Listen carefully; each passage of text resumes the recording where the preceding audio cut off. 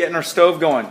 We want to have the right size pan for the job. So for this small amount of onion, just a small saute pan is fine. But it's talking to you guys about fat, and different fats have different smoke points. So butter by itself may have the best flavor, but butter by itself can easily burn. Okay, so we do not want to just put butter straight in the pan, or we're going to have ourselves some burned butter, which can taste very, very bad. Now you can clarify butter. Melting it and skimming off the solids, that's a little more work than we want.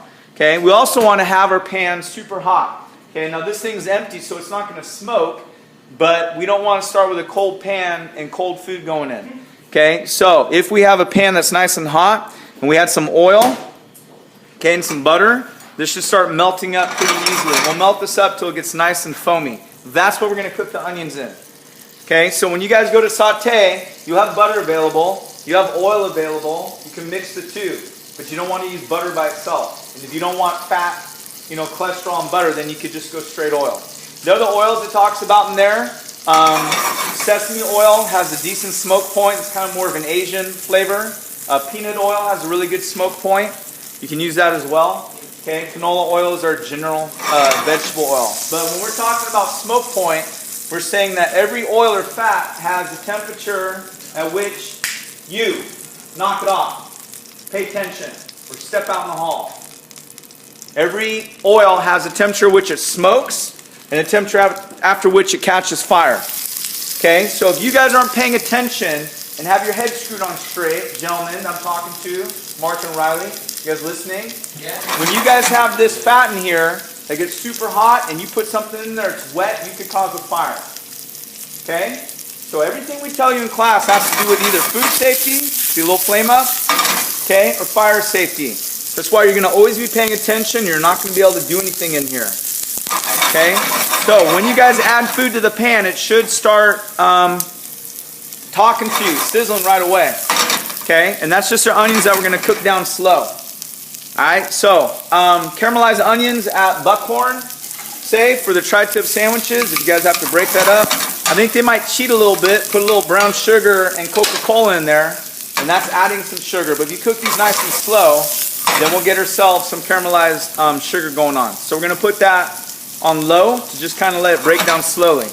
Now, the rest of your vegetables, these all got rinsed, okay? But we just have to do a little bit more prep work. So always rinse your vegetables, okay? But listen to the sound of what's going on with this. So now if you guys are on the wall while this is cooking, we got a carrot and we got a zucchini. I don't know if that did justice to it. Let's try this over here. Zucchini and carrot. Which one sounds more dense? The carrot for sure. So when you guys go to cook this up, you need to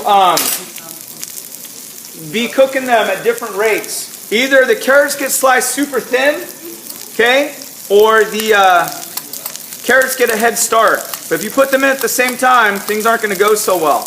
The other thing we want you guys to know, if you're not aware of this concept, they want you to eat 5 or 6 servings of veggies a day. And they want you to eat stuff from a rainbow. Okay, so if we have our carrots here that we sliced, okay, to get the peel off, get them to a flat surface so we can cut these down smaller. We've got our orange family. What other fruits or vegetables are in the orange family that come to mind? Oranges. Well, let's actually try to stick to vegetables, because sweet potatoes or that butternut squash that we haven't messed with yet, the acorn squash that you guys, didn't you scoop some seeds out? The pumpkin, that's all in the orange family. Okay, so I want these to be smaller. The green we have for you guys is zucchini. Take off the one blossom end, maybe split that in half, and again, toss your stuff when you need to. Okay, and I'd probably cut this in half again. So we have quarters, but these can be substantially thicker than the other squash. Okay, so what other green vegetables come to mind that you guys could saute? Because we got zucchini. Broccoli. Broccoli's not in season yet. That's coming later on in winter. But yeah. Okay, spinach. Spinach is coming throughout the year. Okay, so we got that. Red family, we got bell peppers for you guys. Okay, so we could have tomatoes, which are still kind of in season. I'm going to cut these up maybe more like fajita strips and then cut them a half. Okay, and a red bell pepper's got a little bit more sweetness to them than green. No, we won't actually be putting any hot peppers in here, because when those hit the pan, they'll, like this little Fresno chili, would smoke out the room. Okay, so we got red. In your other family, you may not know purple and blue, purple black. So eggplant is what's available for us. Okay, so if you guys do the eggplant, this will oxidize pretty quickly, turn brown. So that's why I want to cut this kind of towards the end. And it's also very light and spongy. Okay, so it doesn't need to be sauteed that long. Okay, so that's got purple family. Other vegetables that are in the purple black family, they do have purple carrots. Kind of a nice thing. Beets for sure. Aren't beets red? There's purple beets as well.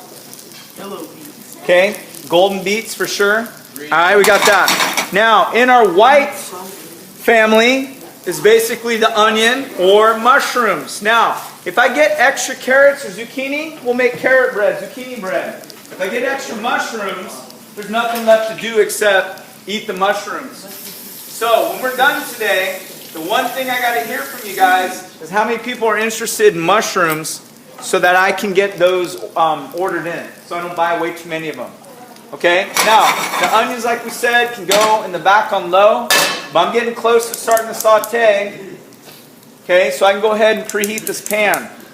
And again, you need to know the right size pan for that amount of food, jumbo pan, because if we had all that food, like say this is all the food in here and it's way too full, all this is going to do is just get all sweaty and get soggy. So if we have a bigger batch, then we need bigger food. Alright, so again, for that amount, you don't need a lot of fat. There's lots of water in here that gets given up as well. But we do want some fat with some oil. Okay, to coat the pan. And we're almost done with our prep. For the mushrooms, you may see people that want to take the stem off and throw it away or something. No, that's all usable.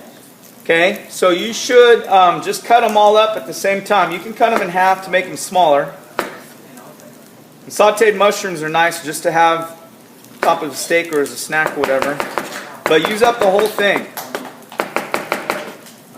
And those are pretty light, so they can get done early in the saute as well.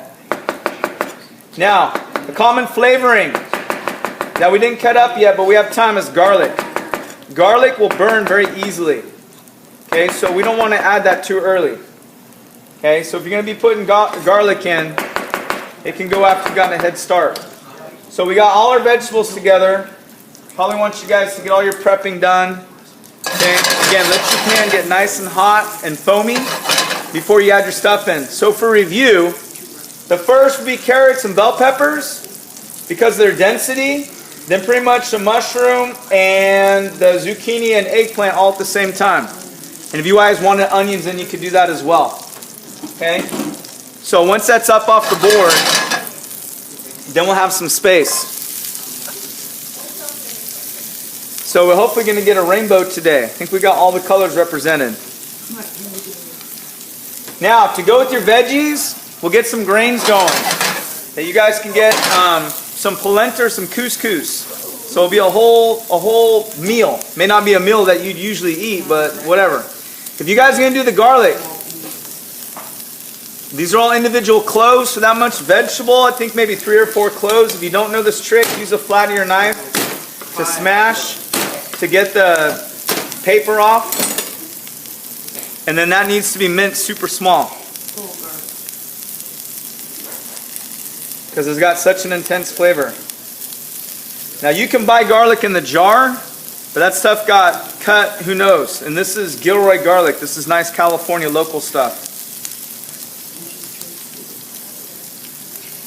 So that can get all sauteed up. So again, remember, toss your stuff when you need to.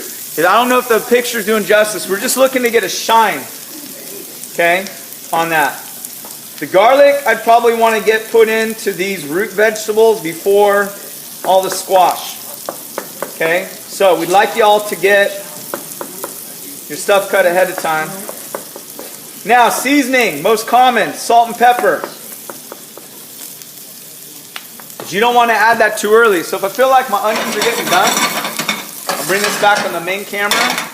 Okay, we don't want to season those too early. Salt will take moisture out. So I don't want that too early, making the stuff soggy. Pepper can be too bitter. Okay, so that can go at the end. And then the final term on that, besides caramelized, is something called deglazing. So if there's any kind of brown spots in here, if we add a little liquid, be it balsamic vinegar or lemon juice, it kind of takes the stuff off the plate. Okay, so that might seem weird to just have a plate of onions. Don't touch it. Okay, but once these got a little bit of color on them, then you can put the rest of our garlic, our mushroom, eggplant, zucchini.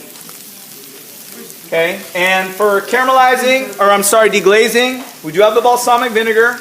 We'll have lemon juice. It probably makes note of broth, so if you're making like a pan sauce, this could have been like browning off a steak, and then you take the steak out, and you maybe add some sherry or some wine.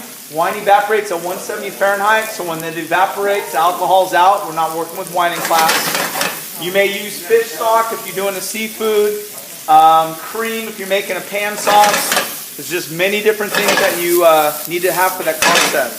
Final thing for garnishing. What is this for on top? Parsley. This is not to be sauteed. It's not like a deal breaker. It's just not what we do with parsley. Someone last week said, it's cilantro. I said, no, smell it. You don't have to taste something to know what it tastes like. You smell it. Okay, so if you don't know what parsley smells like, rub it between your fingers and smell. That's not the cilantro, that's parsley. Okay, because I didn't rinse this for you to be taking off a leaf and just eating it. Who knows? Okay, so we do have parsley available for garnish. And we potentially could have tomatoes too if anyone wants. But I'm not such a huge fan personally of tomatoes. So we want you guys getting the saute thing down because we'll have lots of vegetables coming throughout the year that we'll eat seasonally. The squash is more of a summer thing, so I want to get this done before we get too far into winter. I told you guys about the winter squash though. We don't really saute butternut squash, say those heavy ones you guys are dealing with, the acorn squash.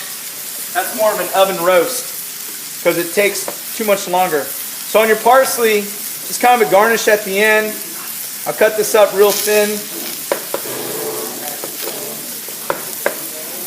And again, when we're done with this, we'll finish it with acid. Should we do lemon juice or the balsamic vinegar? I like it. Okay, again, not swimming in oil and not all black and burned. Okay, so you want to use minimal fat that you can. If you feel like this is too dry, you may think, oh, I should just pour some oil in. Watch out for doing that because most fruits and vegetables like 85 to 90% water. So all that stuff coming off is steam. There's moisture in there in the form of steam. So we really don't want to make the stuff just swimming. So again, season at the end, okay, of maybe salt. And there's I got pepper grinders for y'all to share. Salt and pepper. Okay, we'll just hit the balsamic again. I like that stuff.